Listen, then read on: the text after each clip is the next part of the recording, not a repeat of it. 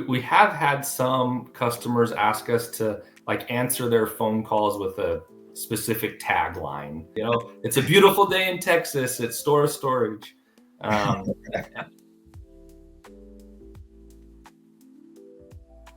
Hello, everybody, and welcome to our latest episode of the podcast. Thank you for joining us.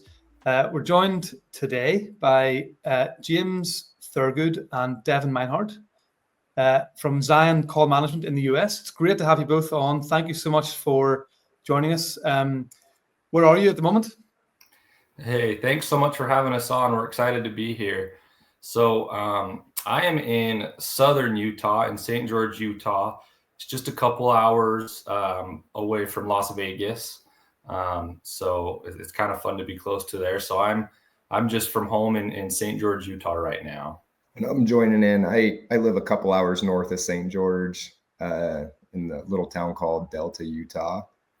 I used to live in St. George with James and the rest of the team.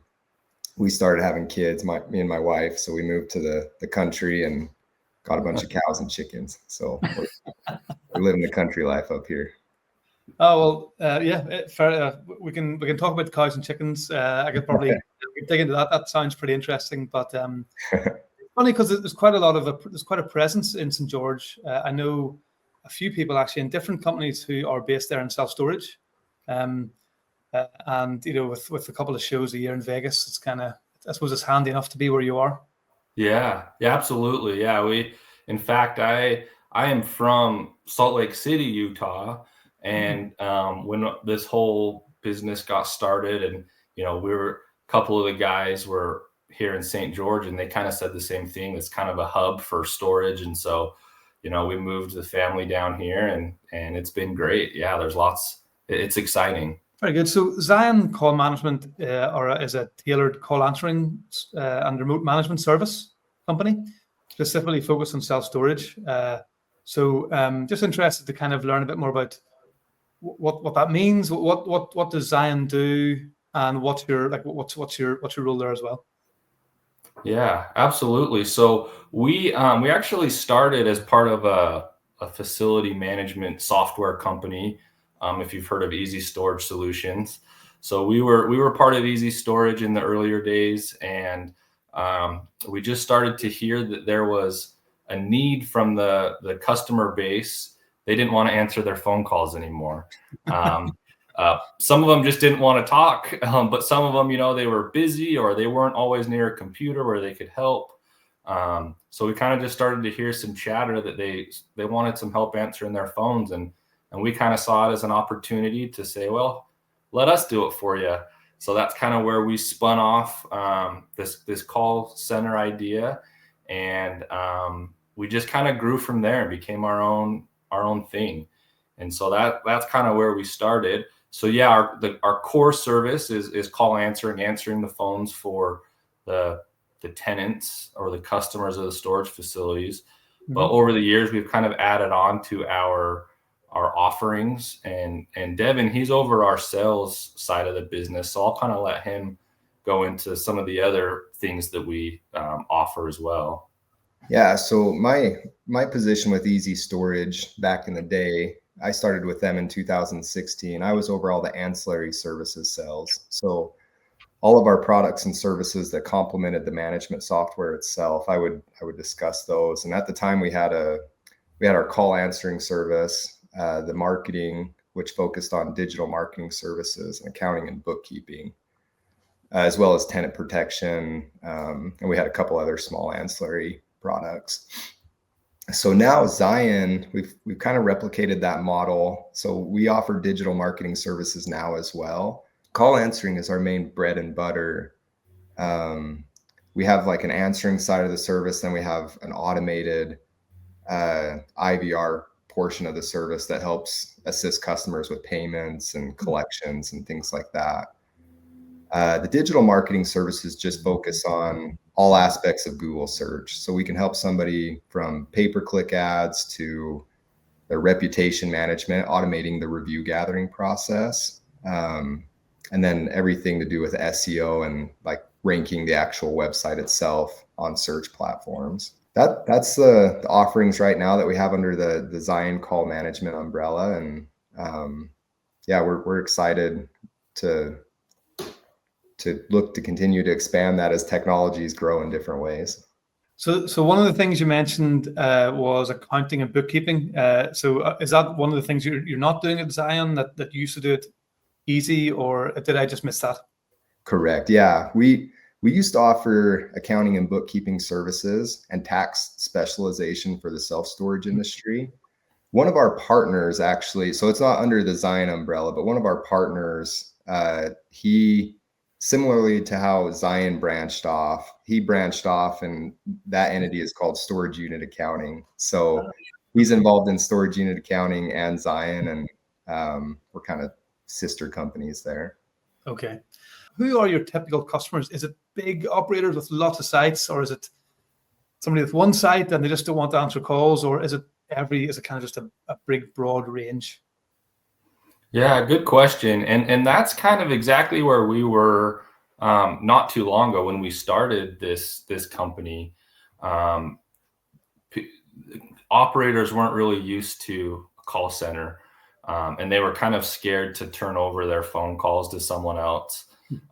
So where we started was really just the mom and pop shops, the small, small facilities, 10 units, 20 units, 100 units.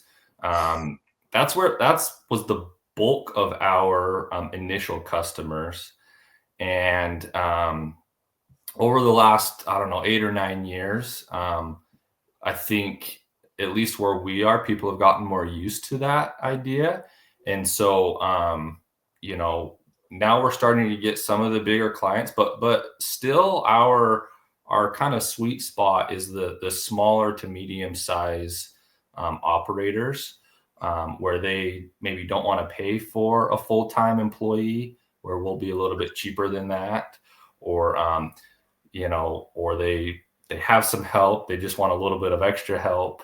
And so we do service some of the bigger enterprise operations as well. Probably our average number of rentable doors or spaces is like 200, 250. Gotcha. One location, but 200 rentable spaces.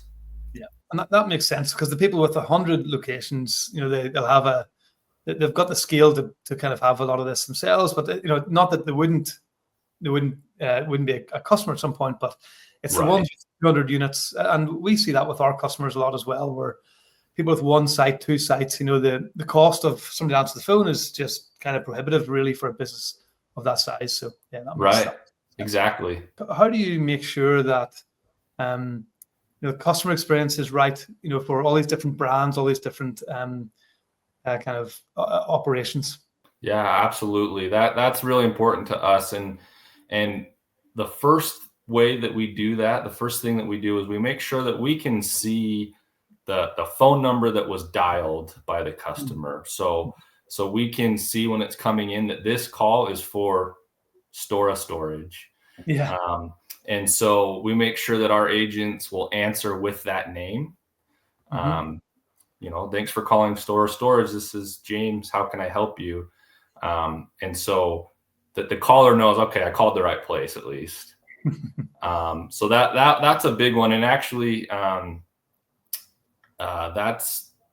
that's where we had a hard time finding a software that could do that, or allow us to see the phone number of the caller and then also the phone number that was dialed. So we worked really hard to make that happen. So that's the first bit. And then from there, we work with any new client that comes on. We work with them to build out a note page for specifics on their site. Where are they located? Are they by the convenience store? How do you like to handle this and that? And with that, we create this note page that our agents pull up on their screen while they're talking to the tenants. So we can have the specifics, how the business owner wants us to handle their different items. And between those two, we're able to really be flexible and cater our answering to that specific client. And in an industry that's kind of becoming more, I don't know if it's the same, I'm sure it's the same in the US, like more unstaffed. There's certainly a push, to grow sites and use modern technology to minimize the need for staff whenever it's, for smaller sites particularly. Do you find it harder to provide high levels of customer service? Being in the industry as long as we have, like, it's kind of cool to see the trends change as far as like how customers interact with us and just their acceptance of use of different technologies. I'm sure you guys have seen the same thing on your side. Yeah. I would say 8 or 9 years ago, it was really difficult. COVID was kind of a big catalyst as far as a lot of acceptance around unmanned type of facilities, because everybody was kind of pushed into this. Like, facilities were losing their in 2020, facilities were losing their managers left and right. And there was a big boom for a demand for unmanned facilities. And so that worked really well with call answering and remote management.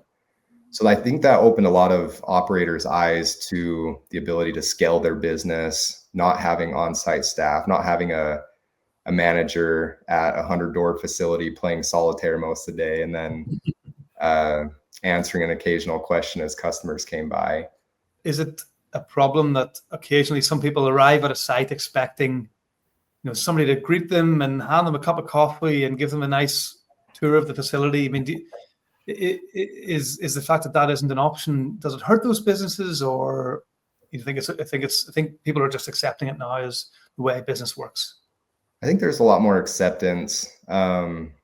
If COVID, I feel like if COVID didn't happen, it would probably be a lot slower of a transition into unmanned properties. But we just saw it was seriously like an overnight thing where a lot of facility owners went from being like, I don't know if my customers would put up with that kind of thing. They really like this personal touch, to like, heck no, I don't want to risk having somebody on site and people getting sick. And the customers, like the tenants, appreciate that a lot as well.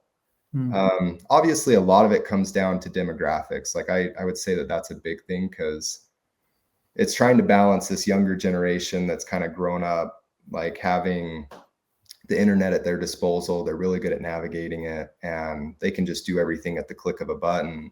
But there's still a large segment of the population that they do expect, like, a handshake and a warm voice on the other end of the phone. And so we're trying to balance that with the technologies that we offer, having a human element to it, but also implementing technologies that will automate for those that want to go that route.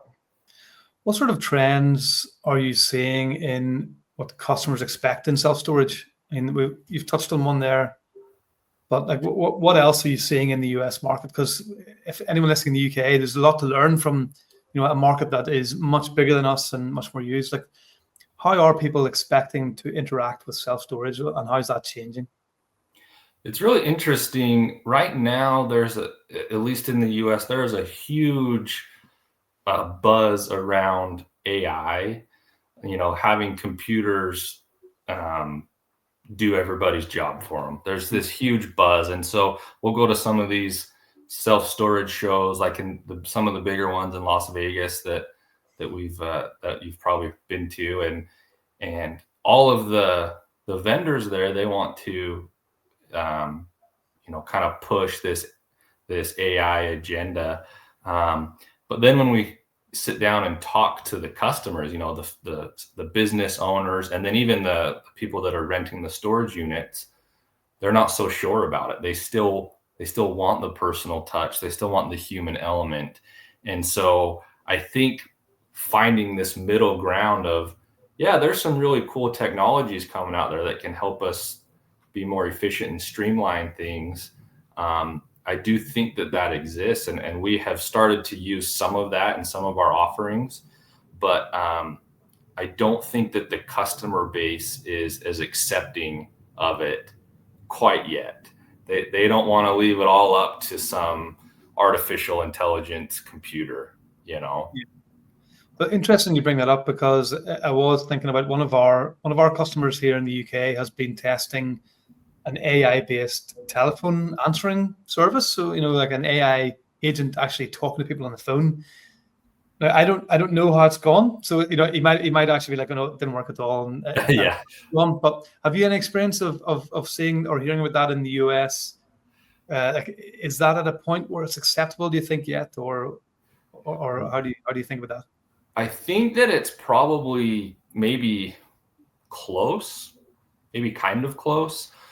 We've done a lot of research, demos. We want to stay up on all that. And so, we have done a lot of work trying to see if it's ready, and we just haven't felt comfortable like it's ready enough for us, for our customers.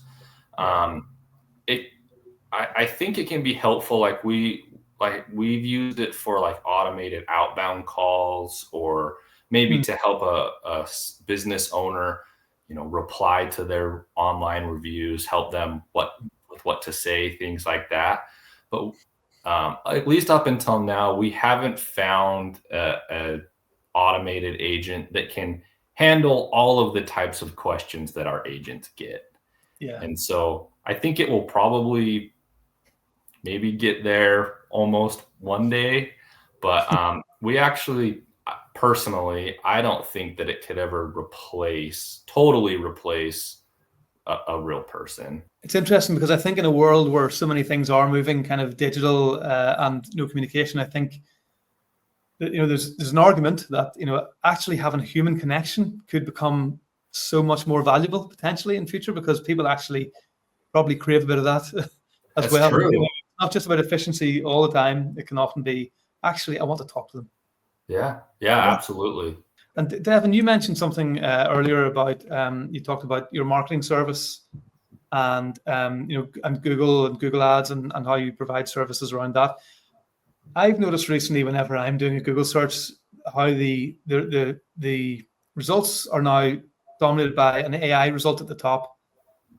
Is that something do you have many thoughts on kind of where search is moving to with some of those changes? Yeah, it's really interesting. One of the cool things that we've recently been discussing on our end is just how to leverage that, because AI opens up a lot of different possibilities, and it's just trying to figure out what avenue of those possibilities are going to be more helpful, or which ones are actually going to hurt the process. We've noticed that a lot of the optimizations that Google will ask for on the back end, like building out some of the structured data with the meta titles and your meta tags, like it will play right into what AI is doing when it goes to read through the data that's out there. So if websites are doing that successfully on the search engine optimization side and they're implementing best practices, then a lot of times you can win the snippets that get pulled into those AI overview summaries. So we've noticed success just from that part. And it's kind of a plug for SEO, I guess, in one form or another. Like, I think all businesses could benefit from organic search, but that plays right into like what AI is doing when it's reading and trying to decipher which data it wants to answer the customer's question with. Even if you're using platforms like ChatGPT and you ask it a question, what's the best storage facility in my area?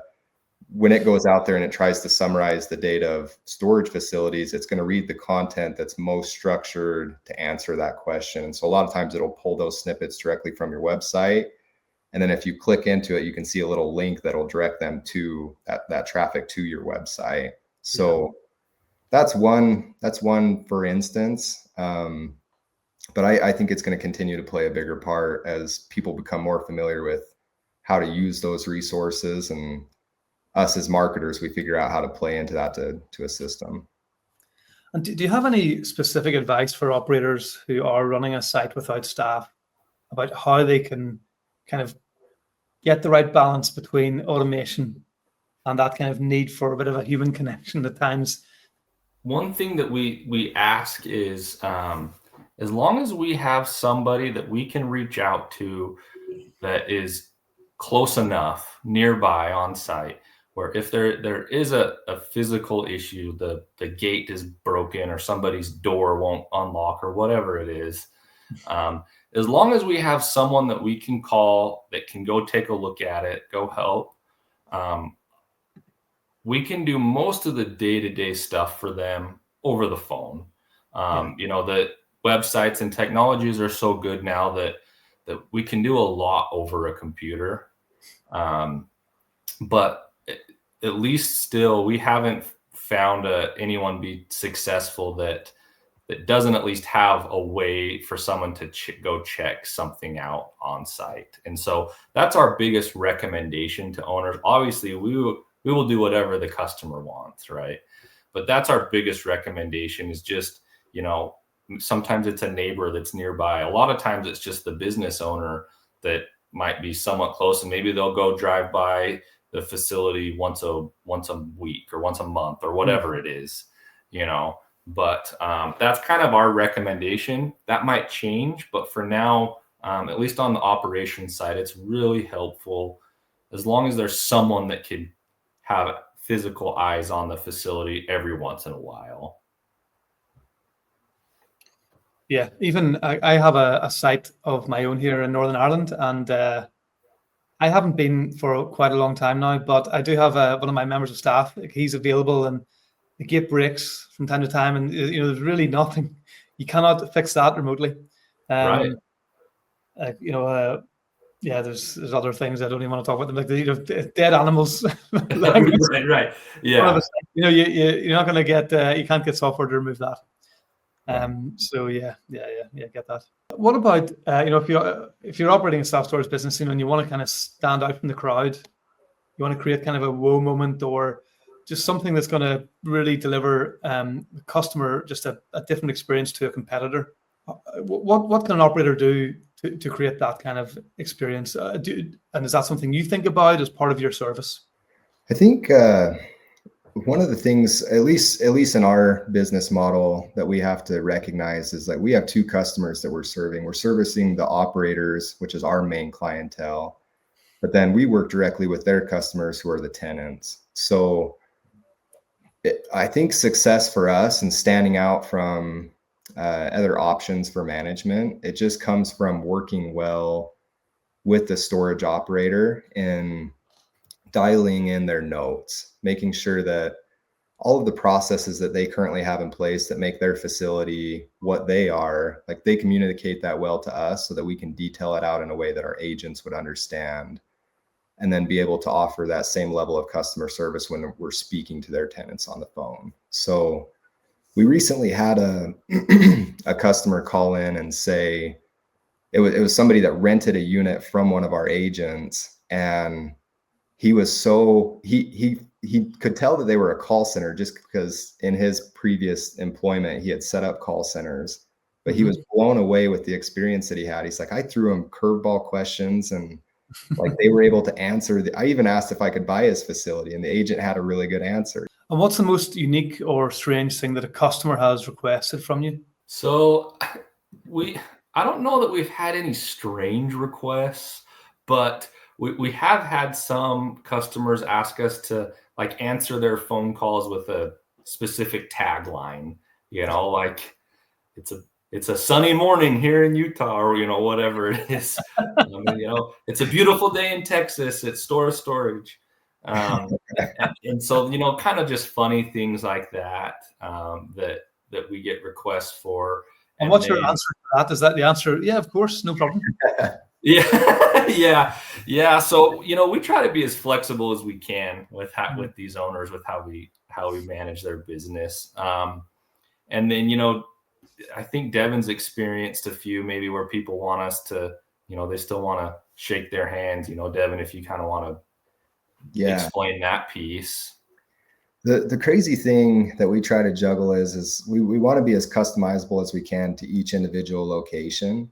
Mm-hmm. And operators, they have wildly different management perspectives as far as how they want to do their rental policies and move-in procedures and move-out procedures. And we have some operators that they ask us, they say, we only want you to take the reservations. We don't want you to complete any rentals, but then I want you to coordinate with me a time to meet that prospective renter at the facility so that I can look them in the eye, and I'm a good judge of character, so I can usually see if they're going to be a good tenant for my facility, kind of thing. So they'll shake their hands and have the final say of whether or not they can sign the lease agreement and move in. Other operators, they're the opposite. They say, hey, I don't want you to bug me unless it's an absolute natural disaster. Like, don't tell me what's going on. I don't want to hear from you. I just want you guys to take the reins and run things. So yeah, it's just a matter of, again, the communication, but just balancing what those management perspectives are. And then we try to deliver on our end and execute how they tell us to. Excellent. Well, look, it sounds like a great service, and I think it's a shame we don't have something like similar in the UK. Maybe it'll come at some point. Maybe you'll decide to come over here at some point and answer the phone if it's a sunny day here. Well, no, it wouldn't be a sunny. It's a rainy day here in Northern Ireland. It sounds like a great service. If anyone's listening and wants to find out more about your services, where should they go? So we have our website. It's www.zioncall, and then management is abbreviated mgmt.com. Okay. So on there you can find our sales number. It has a product overview of all of our services. You can fill out a form if you want to request more information, and get in touch with us that way. Great. Well, thank you very much. It's been really great to meet you both. Thank you, James. Thank you, Devin. And I'm sure we'll see you in Vegas. Maybe you'll be there. Are you there in September? Yeah, we'll be there. I'll see you there. Yeah, absolutely. Hey, thank you so much for having us on. We really appreciate it. Thanks very much. See you soon. At Stora, our mission is to help our customers build the best self-storage businesses. Self-Storage Explained is here to try and bring you the best from inside and outside the industry to help you grow your business. If you want to find out a bit more resources, go to stora.co to sign up for a demo or find out more, or you can go to stora.co/academy for lots more resources, including our financial model and other in-depth guides to setting up and growing your business.